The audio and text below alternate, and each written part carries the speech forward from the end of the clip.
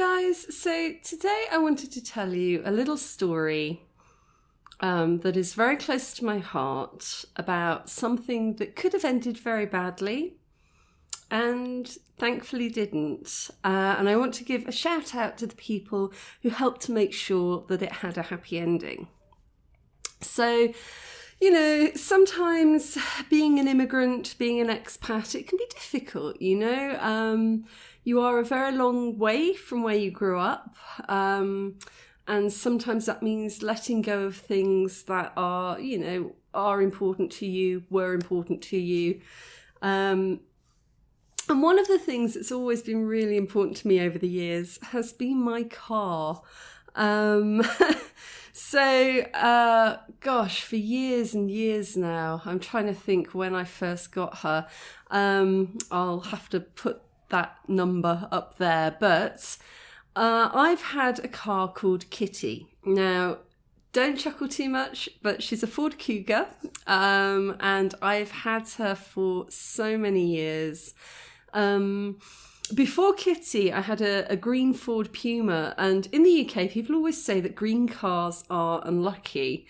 And I never subscribed to that. I never believed that. It was a beautiful colour green. And I had a really bad traffic accident in that car. I had a very unpleasant incident which involved speeding towards the underside of a lorry, life flashing before eyes moment. Thankfully walked away from that without a scratch. But I really liked that car. It was quite a cool car. And so my dad took me shopping for another car. And we ended up, I can't remember the name of it. I think it was Gloucester Motors on Bristol Road or Bristol Motors on Gloucester Road. I'm not entirely sure which of those. But it was in Gloucester.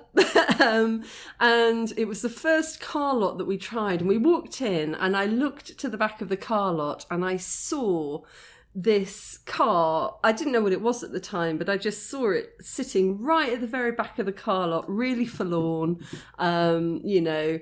And I don't know, there was something about it. I sort of looked at it and I thought, oh, I like the look of that car. But then we went off on this massive day-long expedition around every car lot in Gloucestershire and Bristol, only to come right back again to that same car lot at the very end of the day to get the first car that I'd seen that day, which was Kitty, blue Ford Cougar. And those of you who have followed my blog in the past, you will know that we had some terrific adventures. We went all around Scotland together. Me and my friend Paul, we drove all over Scotland together. Back in the days before the Brexit debacle, when people in Britain still have freedom of movement in Europe, every couple of years I'd drive over, well actually every year I'd drive over to Belgium with my friends Catherine to go and see Lise and Kasim, who are friends from Rwanda. We'd drive, they used to live in Turret, and then they moved to Bruges. So, you know, we spent a lot of time driving around on the continent together. I took that a step further one year when I went on a writing retreat to Horka, which is a tiny little village on the Polish-German border. And I drove all the way from the UK on my own, all the way to Poland. Actually, I ended up driving into Poland, and that's a story for another day, involving a British busker called Philip Fairweather, who was singing opera in the town square, and I ended up giving him a lift all the way back into Poland. So we have had just the best time. I called her Kitty after Kitty Butler in Tipping the Velvet, and we drove everywhere together. And so, you know, I mean, yeah, you know, there's a kind of an animist streak in me that feels very much that she has a soul, and that our souls were connected. And so it was difficult, you know, because when I moved back to Rwanda for good, in 2014. I would only go back to the UK about once every 18 months to 2 years. And when I was back, I would get in Kitty and we would go off and have these adventures again. But, COVID happened and that was another 3 years gone. And my dad has been amazing. He has loved Kitty as much as I have. He kept her on the driveway, took her out for a run every week, made sure she was still functioning. And she passed all of her MOTs fine for many, many years. And then she got old. She's 1999, she was born, and she got old. So eventually she didn't pass the MOTs anymore. And it was it still is quite a hard thing for me to think about because, we spent so many hours, so many miles together, traveling all over to these wonderful places. And so to me, she was kind of like my anchor in the UK. When you live so far away, you think about certain things in the UK and they're your anchor that you always look forward to when you do make it back. Anyway, so I'm blathering on here, but so she failed really badly, and her fuel pump gave out.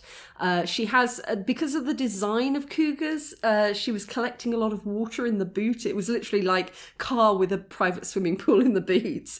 My brother's friend took a look at her, drilled a hole in the bottom, let the water out, but she was rusting badly underneath.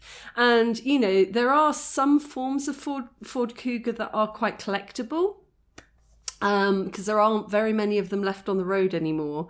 They're quite a specific design of car. A bit like the Hyundai Tigra?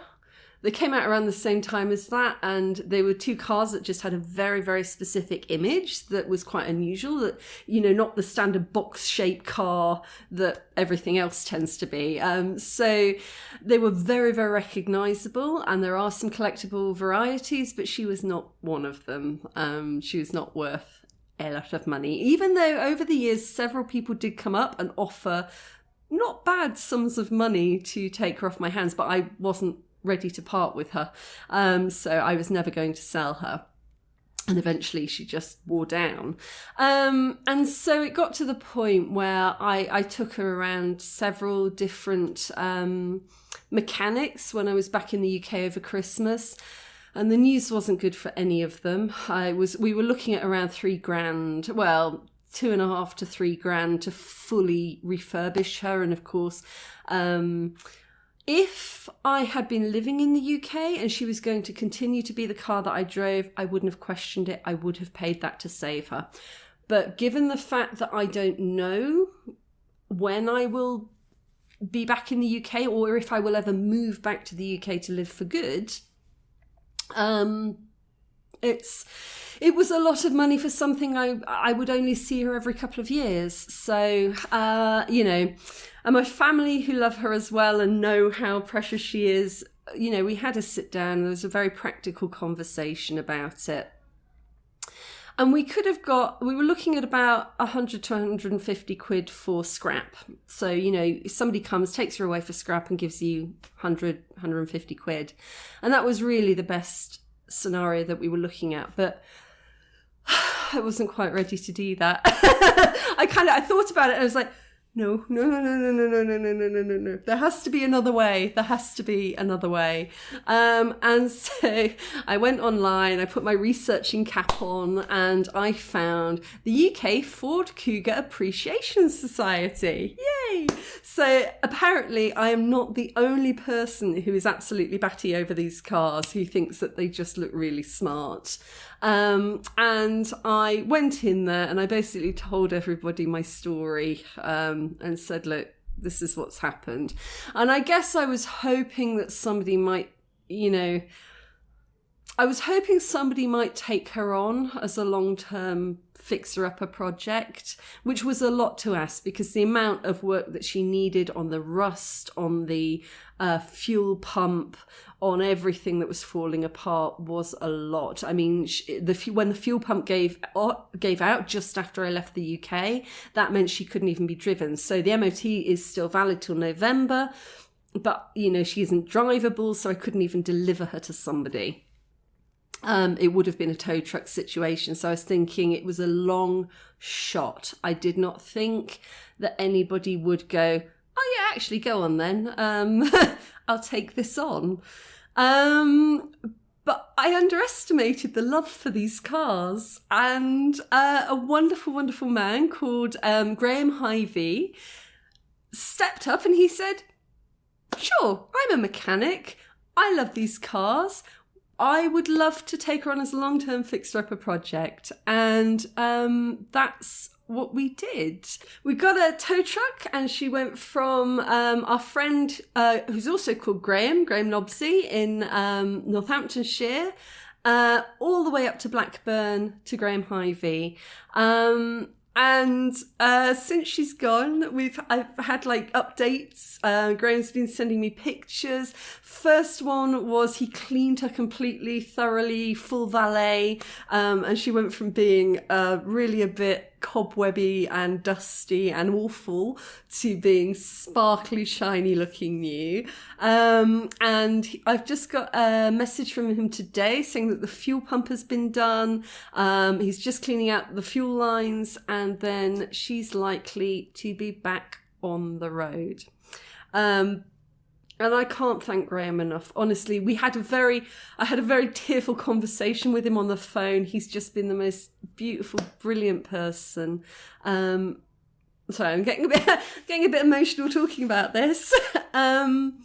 And he really got what she meant to me, you know, because a lot of the mechanics that I've been to, they were like, yeah, I know it's an emotional thing. I know that you have an attachment to a car, but it is just a car and you should probably just get another one. And I was just thinking, I mean, I get it, I do, but she's not just a car, she's my car. And I hate this thing nowadays, this really throwaway culture, you know, she's just a beautiful car. I love that car. I don't want another car.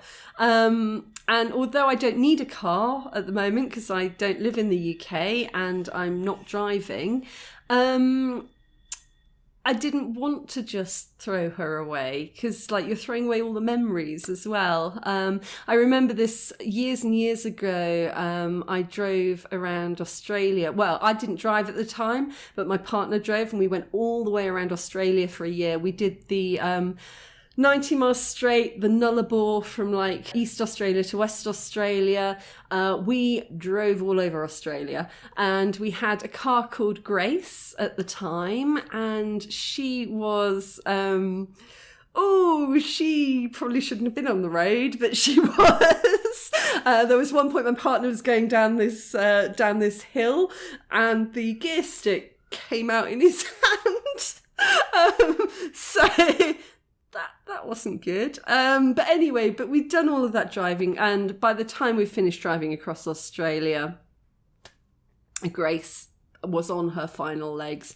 And again, we went out of our way to find a mechanic who was going to use her for parts, who wasn't just going to tear her up in drag races and things like that, and, you know, who was actually going to use her respectfully. And I know to most people you'll be sitting there thinking it's a piece of metal, what the hell are you talking about, you know, but it's not. There are memories kind of tied up in that, and things do have, I know it sounds so stupid, but a spirit and a soul. But, you know, it doesn't matter if they've got a spirit and a soul or not, if it means something to you, if it's, you know, there's an emotional connection there. So anyway, yeah, we kept the plates from Grace. I think I've still got her back plates somewhere at home. And she was taken apart very respectfully and used for other cars. So donating her parts so that other cars could live. And anyway, so that's kind of, I don't know why I've just gone off on this whole random conversation thing here, but what I'm saying is I love Kitty, and she's not gone to scrap, and she's gone back on the road shortly. And Graham and I had a chat, and if the day ever comes, which it might, if the day ever comes where I do move back to the UK for good, and, you know, if the day ever comes when he wants to sell Kitty, because they're loving Kitty at the moment. Apparently his wife has fallen in love with her. So, you know, she's getting a lot of use, or she will be getting a lot of use. But if the day ever comes when they want to sell, I get the first right of refusal to buy her back. So that is just the most wonderful feeling to me. You know, that it hasn't cost me thousands of pounds for a car that I'm not using, and she hasn't gone to scrap. She is actually being fixed and repaired, and she will be loved, and she will be driven, and she will be used. But there is always that possibility one day in the long far away future, if we are still driving cars then, and if we still have petrol cars then, that I might get her back again, you know. And even if I don't, she's gone somewhere that she's loved, to somebody who understands how much she means as much as I did. So I just wanted to share that with you, because I think it could have been a really horrible ending, and it wasn't. It's a really lovely ending, and I cannot thank the UK Cougars enthusiast group enough, because the support in there was just lovely. You know, when I was sitting there at the beginning going, oh, is everybody right? Should I just scrap her? And everybody's like, no, don't do it. So I was like, you're right, I won't do it. And it was kind of, worth fighting for. So yeah, no, I'm just really thankful for their support, and for both Grahams for helping to sort her out, and Graham Hyvey for taking her on and loving her. So just thought I'd share that with you. And I was, you know, is there anybody else out there who's as crazy about their car as I am? I really miss driving. That's one thing. Like, in Rwanda, cars cost a fortune. Like, you cannot just pick up you know, a scrappy secondhand car for a few £100. You are looking at thousands of pounds even for a sort of a bit of a rust bucket. I'm a motor girl, but yeah, no, there is one thing that I really like here, is because in the UK it's the driver that's insured, not the vehicle. So, you know, if I want to drive somebody else's vehicle, they have to go through this whole thing about putting me on their insurance, and then it gets all very costly. Whereas here, it's not the person that's insured, but the vehicle. So if I do want to hire a vehicle for a weekend or something, it's so simple, because the car's insured, so I can just go and drive it. Any of my friends' cars, I can drive it and it's covered. So, you know, that does make life a little bit easier, and it's something that I wish that we'd adopt in the UK. I think apparently somebody told me it's the French system, and it's a good one. It's like so much less hassle than insuring the individual. But yeah, I'm going to stop waffling on here. I just wanted to share that happy story with you. And although I'm still really sad knowing that Kitty's not mine anymore, I feel so much better knowing that she's also not scrap. She's still out there driving around, or she will be very shortly. She's looking smart. And also that she might be mine again one day. So yes. Hi guys, so just a quick addendum to the video. I hope Graham's not watching this at the moment, but I'm just about to send him a little gift basket from Rwanda with some Rwandan coffee and 2 types of Rwandan tea. So I'm sending him dark tea and light tea, and a little baby miniature Agaseki peace basket, which is very Rwandan. So yeah, I'm going to take that down to the post office this week and pop it in the post to him, as a very, very big thank you very much for everything that he's done.